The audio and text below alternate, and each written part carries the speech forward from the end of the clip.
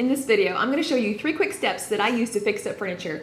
Anybody can fix up furniture, and I'm going to show you how you can do it too. As an added bonus at the end, I'm going to show you what's in my toolbox and then also some of my favorite supplies. Hey, it's Bree from BreImagine. So you've done your research, you found your piece, and now you're ready to flip. Maybe if you haven't found your piece yet, I created a video where I revealed all my secrets, and I'll post it in this link above if you want to watch that one first. But in this video, I'm going to show you my 3 easy steps and how I fix up these pieces. All right, so here we go. Step 1 is investigation. Take a really good look at your piece, turn it over, look and see if you can find any markings, like maybe the furniture maker had stamped on it. If you find anything from 1960s or below, you're almost guaranteed it's going to be solid wood, and it's going to be really easy for you to finish. That way you don't have to worry about a veneer or that type of thing. Also, you can turn the piece around and look at the back of it, and that'll kind of indicate, like, if there is a veneer, you can tell if it's hardwood or not. It's also really cool, you can tell by the dovetailing. So if you pull a drawer out and you see the connection point there, a lot of times it's just laced together. So I actually have this dry sink, and I found that it had these scalloped dovetail joints, and that was actually made only in the 1880s. So that was really cool to find that, and then it's easy for you to kind of figure out what you're going to do with the piece.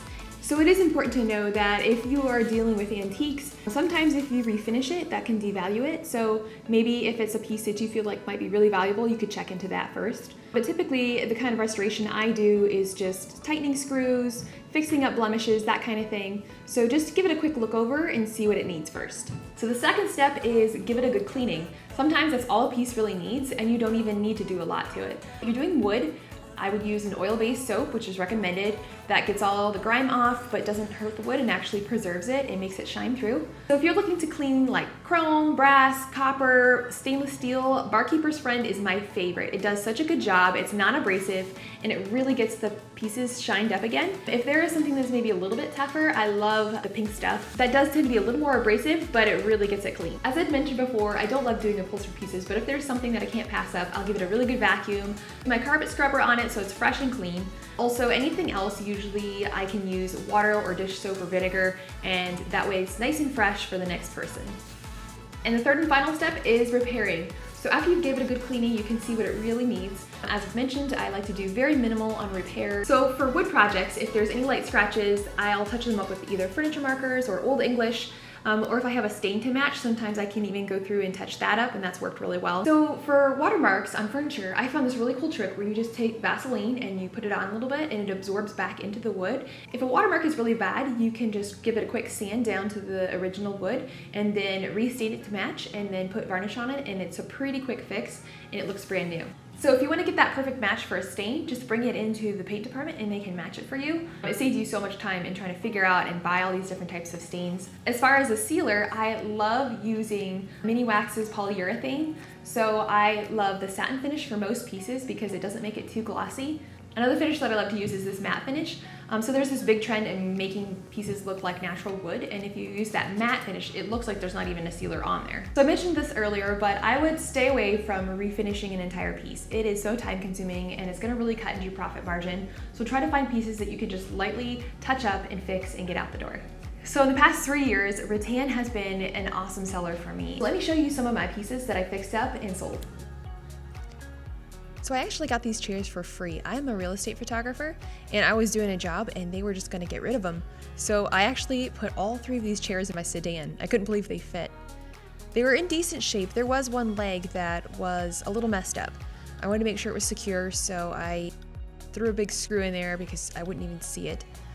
And then I kind of cleaned it up a little bit. I glued these loose pieces with some Gorilla Glue, and then I secured it with some painter's tape because I didn't want the varnish to come off, and it did a great job. I have this binding that's a nylon, and it's really flexible, and it's actually even stainable, and it works great. So when I did it, I just kind of tried to repeat what the pattern was that was originally there, and it worked out pretty good. Now there was some wearing on the sides, so I just touched it up with some stain I had. I touched up the seats as well then too, and just kind of evened them out. So I already had all the supplies to fix these chairs. They turned out great, and they were really profitable for me.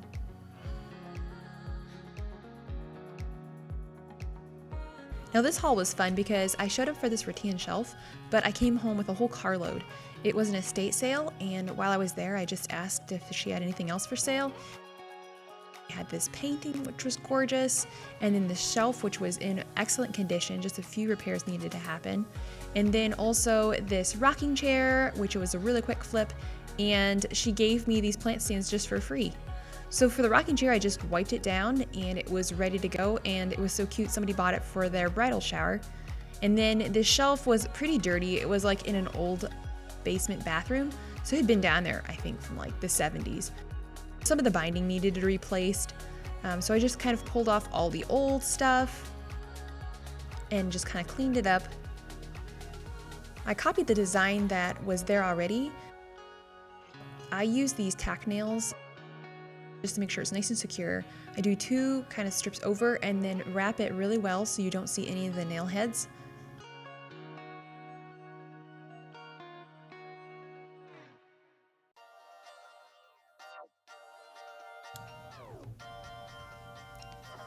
And as I mentioned before, I love this because it's stainable. You can just kind of pat it on and it looks like it's been there forever and matches the rest of the piece.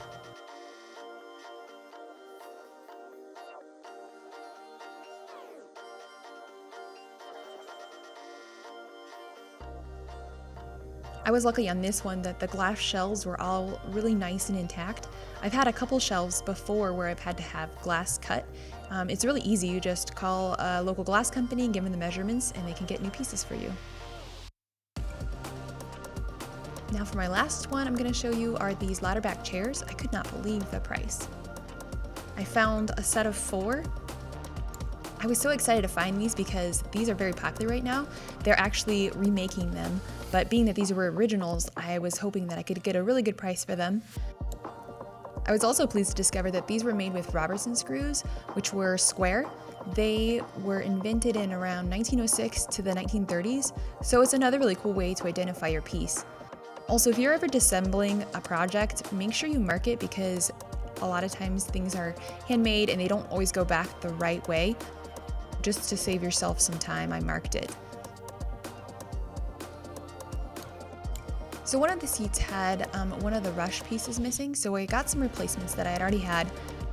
It was pretty easy. I just threaded it through and kind of placed it where it was going to lie.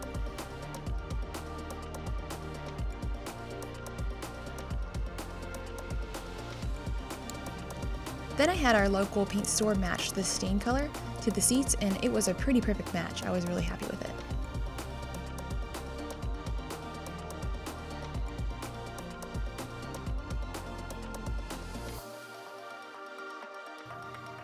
Then I just stapled it back in place and trimmed it up and put the seat back on.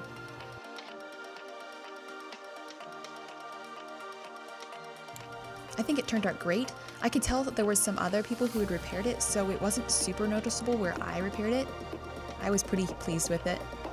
And then I used the same stain that I had and I just touched up some other spots and just tried to make it look like new again.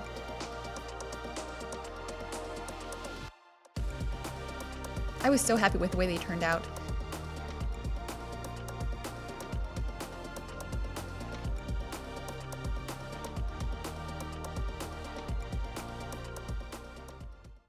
So as you can see, it doesn't have to take a lot of time to fix up something. Also, it's kind of fun to get creative too and find ways to add maybe a more trendy touch to some older pieces. So I found this TV stand and I popped out the glass and then put cane in place of the glass, and it just kind of gave it a more modern look and just kind of fun, and it didn't take that long. So that's it. As you can see, it's pretty simple. Anybody can do it. I'd love to hear if you gave it a try and what pieces you finished. So as a bonus, I will show you what's in my toolbox, so let me go grab it. All right, so here I have my essential tools, and I feel a little bit like Mary Poppins here. In this bag, I think is everything that you need. I have 2 sets of hammers. Mallet is really great for pieces that you don't want to get dented. Then, of course, screwdrivers of many varying sizes. Pliers are awesome, especially these needle nose when you have like a small nail or something you need to get out, or staples. Stapler is also super important if you want to put back fabric pieces or binding, that kind of thing. If you are cleaning out like varnish or things in little tiny pieces, brass brushes are awesome, and they get that scraped right out of there without damaging the piece. It's awesome. Clamps of varying sizes are also great. You have pieces that you need to clamp back together and glue to repair. Different sizes of those are really good. And then if I'm going to recommend power tools, I have drills here that I wish I would have bought 10 years sooner. These are amazing. They're so powerful. DeWalt is my favorite brand. These come in a 2-pack of a drill and a hammer drill. They just stay charged a really long time. They get it done. I'm really impressed by them, and I'll always stick with these. And then also I've done so many pieces by hand with sanding. Orbital sander can save so many hours and manual labor. This is another thing that I think is an essential. And this is a really great multi-tool. It's nice because it's pointed so you can get into the corners. And then also this head detaches, and then you can put on other heads that have like a blade if you need to cut like a screw that's stripped or grind something. So that's really handy to have. This is all you need. If you don't want to buy everything new, take a look at like garage sales and estate sales. You can always get cheap things there. So I'd love to hear from you if there are any other restoration tips or tricks that I haven't discussed here and you'd like to share. Just put them in the comments below. And while you're there, feel free to give this video a like if you found it helpful. And don't forget to hit subscribe so you can hear my third and final step on my furniture flipping series, which is how to photograph and list your product for sale so that you can get the most amount of money. Thank you so much for being here, and I will see you next time. Bye!